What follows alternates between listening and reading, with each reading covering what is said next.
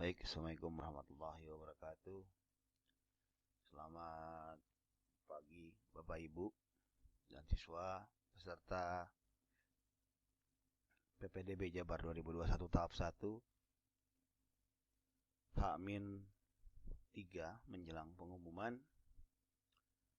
Dari semalam saya sudah update skor ya, skor terutama untuk jalur rapot baik SMA maupun SMK. Alhamdulillah akhirnya jam 4 pagi ini bisa saya selesaikan semua. Agak repot memang secara manual, tapi buat Bapak Ibu saya lakukan agar informasi tersampaikan. Baik, kita mulai dari SMA dulu yang sangat ketat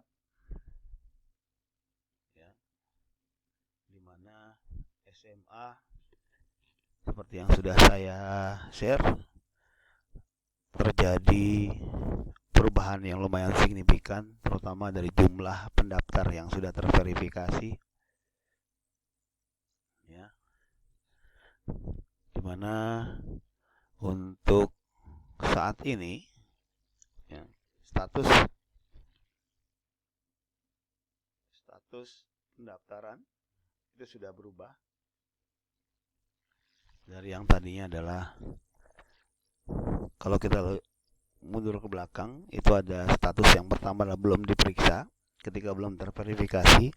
Kemudian yang kedua adalah sudah sesuai, artinya kalau sudah sesuai bisa masuk ke data pendaftar. Dan sekarang naik statusnya menjadi layak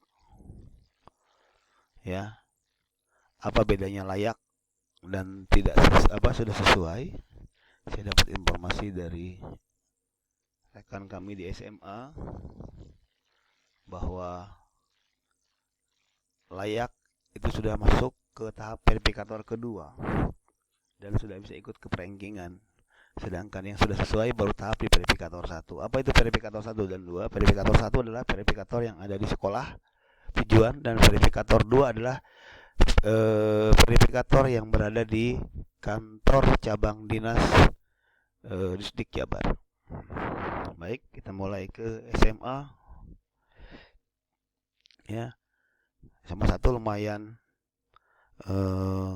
berubah signifikan karena adanya penambahan dari yang sebelumnya 292 sampai kemarin malam itu ada 438 yang mendaftar di jalur rapot, memperebutkan hanya 79 bangku siswa.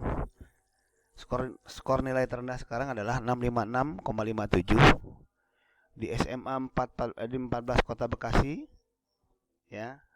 Terjadi perubahan pendaftar dari tadinya 667 menjadi 701 dengan skor terendah sekarang adalah 693,17 dari sebelumnya 692,18. Di SMA 10 pendaftar tadinya 368 menjadi 422, di mana skor terendahnya sekarang adalah 670,17, 670,17 yang sebelumnya 668,86.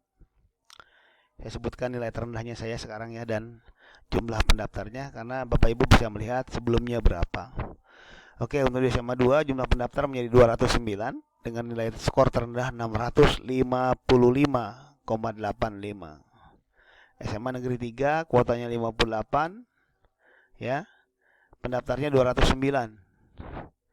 Skor terendah sekarang 630,34. SMA Negeri 1 Tarumajaya ya, untuk jalur rapot kuotanya 81, jumlah pendaftar 248. Skor terendah sekarang 657,67. Yang pertama kali saya update adalah SMA Negeri 4 Babelan, sekarang saya update juga. Jumlah kuota 45, tapi yang mendaftar hanya 19 siswa. Jadi bagi yang memilih SMA Negeri 4 Babelan sebagai pilihan pertamanya, insya Allah tanggal 21 akan diterima dan 22 tinggal daftar ulang. Dan juga dengan adanya kuota kosong seperti ini, 45 dikurangi 9 ada 26 siswa, itu akan diperebutkan bagi yang memilih SMA Negeri 4 sebagai pilihan keduanya. Ini yang selalu saya bilang kalau mau main safe ini Bapak Ibu. Karena Seperti prediksi dari awal, SMA Negeri 4 pasti akan sepi peminat. Kenapa sepi peminat? Karena itu dia, statusnya yang masih numpang, kemudian yang kedua juga karena jauh jaraknya. Jadi sudah dihindari. Tapi kalau di PPDB ini merupakan pilihan yang paling safe secara data. Ya. Kita bisa lihat bahwa di SMA semua dari SMA 1 sampai SMA 3 Babelan ya ditambah plus kota 14, 10 dan 1 Tarumajaya sangat begitu ketat ya. Terutama kalau kata lihat ini yang sangat luar biasa adalah di 1 Babelan dan 14 kota di mana hanya dari 40 siswa kuota diperbutkan oleh 701. 79 siswa diperbutkan oleh 438. Bisa kebayang ini adalah nanti ya yang dikhawatirkan adalah hati-hati pilihan kedua mereka.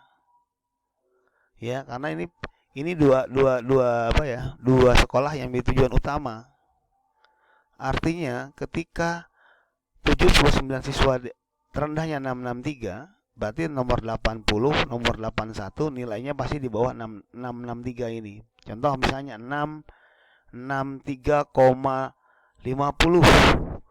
Nah, 50 pun ini dia akan terlempar dari SMA 1 dan akan turun secara otomatis ke pilihan keduanya. Contoh misalnya yang 663,50 ini akan turun ke pilihan kedua. Kita lihat terendahnya berapa ini? 655. Berarti kalau 663,50 turun ke sini berarti dia akan skornya akan naik lagi. Nah, ini yang harus dihati-hati Bapak Ibu. Jadi kalau saran saya, mohon maaf bukan hanya mematahkan. Kalau misalnya sekarang Bapak Ibu berada di titik dekat-dekat dengan skor nilai terendah ya, terutama untuk sekolah-sekolah di bawah ini ya 10, 2, 3 dan 1 Tarumajaya, ini kita harus prepare yang paling negatif. Yaitu karena apa? Takutnya adalah ketika sekolah tujuan kita menjadi pilihan kedua dari anak yang tadinya di 91 14.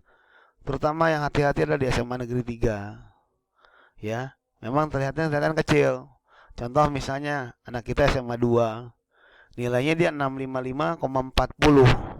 Ya, pilihan keduanya sudah pasti otomatis ke SMA Negeri 3. Cuma nanti itu akan bersaing dengan apa? Itu dia yang pilihan kedua, pilihan satunya terlempar dari SMA 10, 14 dan 1 Babelan pasti akan tumplak semua ke SMA Negeri 3. Makanya ya kita tunggu mukjizatnya ya, kita tunggu tanggal 21 pengumumannya seperti apa, tapi yang pasti tetap tenang dan tetap semangat. Baik, itu SMA. Sekarang kita mulai ke SMK. Kalau di SMK pergerakannya tidak terlalu banyak, sama seperti di share sebelumnya, dimana untuk SMK Negeri 5 Kota Bekasi ini untuk RPL, adalah RPL di SMK Negeri 5 adalah jurusan yang paling diminati untuk 2021 ini, dimana dari 25 siswa itu jumlah pendaftarnya 91 dengan skor nilai terendah paling tinggi yaitu 3047, masih sama seperti yang seran terakhir. Di TI Teknik Elektro Industri dari kuota 50 jumlah pendaftarnya 46, 2902 nilai terendahnya. Ini hati-hati, meskipun terlihat ada bangku kosong 4, tapi banyak orang RPL yang mengambil pilihan keduanya adalah di Teknik Elektro Industri. Udah pasti ini akan mempengaruhi nilai skor terendah nantinya. Karena orang-orang yang 3046, 3043, 4045 itu akan turun ke Elektro Industri. Kemudian untuk kimia analis dari 25 kuota terdaftar 41, skor terendah 2949. Untuk perbankan syariah kuotanya 25, yang daftar lumayan banyak 61, skor terendah adalah 3001. Ya, di mana mungkin pendaftar makin banyak, otomatis persaingan makin ketat, nilai skor akan makin tinggi. Di SMA 11 kuota 50, daftar 52, nilai terendah 2855. Nah, ini mulai ke bawahnya, inilah banyak yang kosong Bapak Ibu. Teknik Elektro Industri di SMK 11 25, pendaftarnya hanya 10. Ini beruntung bagi yang di SMK 11 untuk memilih pilihan pertama, karena saya hampir pastikan kecuali di akuntansi, di teknik elektro, di manajemen logistik, dan di TKR yang mendaftar pada tahap 1 di rapat unggulan sudah pasti masuk karena kuotanya belum terpenuhi. Ya. Namun bagi yang memilih pilihan kedua, ya kita tunggu sampai tanggal 21. Ya. Oh, kalau di rapat unggulan tidak ada. Oke, baik. Kemudian untuk Tarumajaya, sama seperti SMK 11, saya pastikan bagi yang memilih SMK Tarumajaya sebagai pilihan pertama, mohon maaf Bapak Ibu, aduh, kondisi badan makin drop nih. Oke, baik. Bagi yang memilih SMK Negeri 1 Tarumajaya, baik dari teknik mekanik industri, TKR, kimia industri, dan teknik komputer jaringan, ya, hampir saya bisa pastikan yang mendaftar ke SMK 1 Tarumajaya di tahap 1 bisa dipastikan lolos semua. Kenapa saya bilang begitu? Karena kuotanya, sekali lagi, kuotanya tidak terpenuhi. 25 siswa yang daftar hanya 1. Paling banyak adalah di kimia industri dan teknik jaringan. Kuota 38, pendaftarnya 8. Di kimia 25, ini 7 siswa. Ini Bapak Ibu yang harus dicermati, peluang yang dicermati, peluang yang harus dimanfaatkan ketika PPDB tahap 2. Jadi untuk PPDB tahap 2 nanti, mohon maaf bagi yang tergeser, ya. Untuk di SMA, pilihan SEP-nya ada di SMA 4. Karena bisa dikatakan peminatnya sedikit. Meskipun, ya, dengan keadaan masih numpang dan jauh. Kemudian untuk SMK, itu SEP-nya ada di 11 dan SMK 1 Tarumajaya. Kenapa saya bilang begitu? Karena slot kosong itu, jika tidak tercapai di, misalnya contoh seperti ini, teknik elektroindustri, ya, di SMK 11, ya, kuota 25, pendaftarnya 10 siswa. Nanti akan ada peningkatan, kalau misalnya masih kosong juga akan diturun ke bawah ke tahap kedua. Maka dari itu, ya, sekali lagi, kenapa saya share ini yang terpenting dari video kali ini adalah jika nilai atau skor Bapak, Ibu atau siswa, ya, sudah tergeser dua-duanya di pilihan 1 maupun pilihan kedua, sudah siap-siap untuk mendaftar di tahap kedua, ya. Makanya kemarin Pak Kemal sudah meng-share yang sudah tergeser, ya, siap-siap untuk mendaftar dengan persyaratan seperti ini di bawah, ya. Untuk persyaratan rata-rata banyak yang bertanya SPTJ itu apa? SPTJ adalah surat pertanggungjawaban mutlak orang tua, ya. Kemudian bagi yang baru masuk di zonasi, ya, atau di tahap 2, ya, selamat datang dan selamat berkompetisi nantinya. Dan terakhir untuk pemberkasan, sekali lagi untuk yang mengikuti tahap 1, pemberkasan semua dari sekolah tujuan. Jadi untuk mempermudah kami dalam pemrosesan data, saya mohon, ya, bahwa yang ikut tahap 1 mau tidak mau harus mengikuti pemberkasan awal lagi, dari nol lagi, ya, dengan syarat ketentuan sudah ditentukan. Untuk SMA pastikan foto GPS-nya, karena nggak perlu pakai rapot, karena GPS-nya itu foto GPS digunakan sebagai titik koordinat untuk penentuan jarak. Sedangkan untuk SMK, ya, untuk SMK yang terpenting adalah nilai rapot semester 1 semester 6. Kalaupun ditambahkan di sini ada fotokopi rapot di SMA, takut-takut Bapak Ibu berubah pikiran ketika kita konsultasi, tahu-tahu berubah dengan SMK. Makanya untuk rapot pun di SMA dicantumkan. Baik Bapak Ibu, itu dulu mungkin informasi yang saya sampaikan pagi ini. Wabillahi taufiq wal hidayah. Wassalamualaikum warahmatullahi wabarakatuh.